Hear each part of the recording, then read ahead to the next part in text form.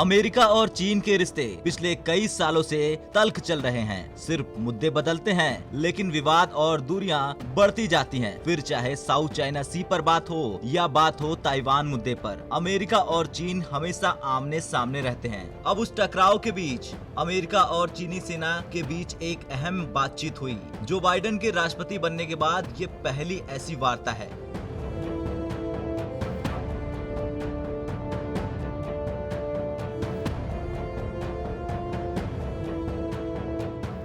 दरअसल पेंटागन के एक वरिष्ठ अधिकारी के हवाले से बताया गया कि चीनी सेना संग एक अहम बातचीत हुई। बाइडेन के राष्ट्रपति बनने के बाद ये पहली वार्ता है जिसके जरिए दोनों देशों के बीच तनाव को कम करने का प्रयास किया गया है। इस समय एशिया में अमेरिका चीन को अपना सबसे बड़ा प्रतिद्वंदी मानता है। ताइवान पर टकराव है, शिनजियांग और हांगकांग में मानव अधिकारों का उल्लंघन है। ऐसे में अब इस बातचीत के जरिए इन्हीं मुद्दों पर तल्खी को कम करने पर जोर दिया गया है। लेकिन इस बातचीत में अभी तक अमेरिकी रक्षा मंत्री लॉयड ऑस्टिन ने हिस्सा नहीं लिया। बताया जा रहा है कि अंत तक इस बात की जानकारी नहीं दी गई कि चीन की तरफ से बातचीत का प्रतिनिधित्व कौन कर रहा है। ऐसे में अमेरिकी रक्षा मंत्री ने भी दूरी बनाकर रखी। लेकिन उपराष्ट्रपति कमला हैरिस ने जरूर बड़ा बयान दिया। कहा गया है कि चीन से हर मुद्दे पर बात की जाएगी और विवाद को सुलझाने का प्रयास रहेगा। वे कहती हैं कि चीन संग इस प्रकार के कंपटीशन का हम स्वागत करते हैं, लेकिन अब टकराव की स्थिति से बचना चाहिए।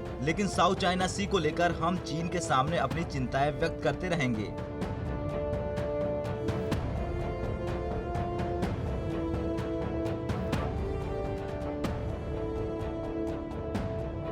जानकारी के लिए बता दें कि साउथ चाइना सी पर चीन, वियतनाम, मलेशिया और ताइवान अपना हक जमाते रहते हैं। वहां की भौगोलिक स्थिति को देखते हुए कोई भी किसी देश का एकाधिकार नहीं चाहता। यही वजह है कि चीन संग इस मुद्दे पर अमेरिका के अलावा दूसरे देशों का भी टकराव है। चीन के खिलाफ अमेरिकी रणनीति की बात करें तो जो बाइडेन ने स्पष्ट कह दिया है कि चीन संग उनके देश का इस सदी का सबसे बड़ा जियोपॉलिटिक्स टेस्ट है। ऐसे में कई दूसरे देशों संग हाथ मिलाया जा रहा है, समझौते हो रहे हैं। पूरी कोशिश है कि चीन को अकेला कर दिया जाए। खैर, संयुक्त राष्ट्र अमेरिका सिर्फ एक देश नहीं बल्कि दुनिया की सबसे बड़ी महाशक्ति है। दुनिया का वो सर्वशक्तिमान देश जो किसी भी राष्ट्र को बनाया बिगाड़ सकता है। अमेरिका की इसी ताकत का भरपूर फायदा पहले डोनाल्ड ट्रंप ने उठाया और अब बाइडेन भी ट्रंप की नीतियों पर ही चल रहे हैं। मतलब भारत के लिए बाइडेन लगातार एक के बाद एक अच्छे फैसले ले रहे हैं, तो चीन को सबक सिखाने में जो बाइडेन भी ट्रंप से पीछे नहीं है।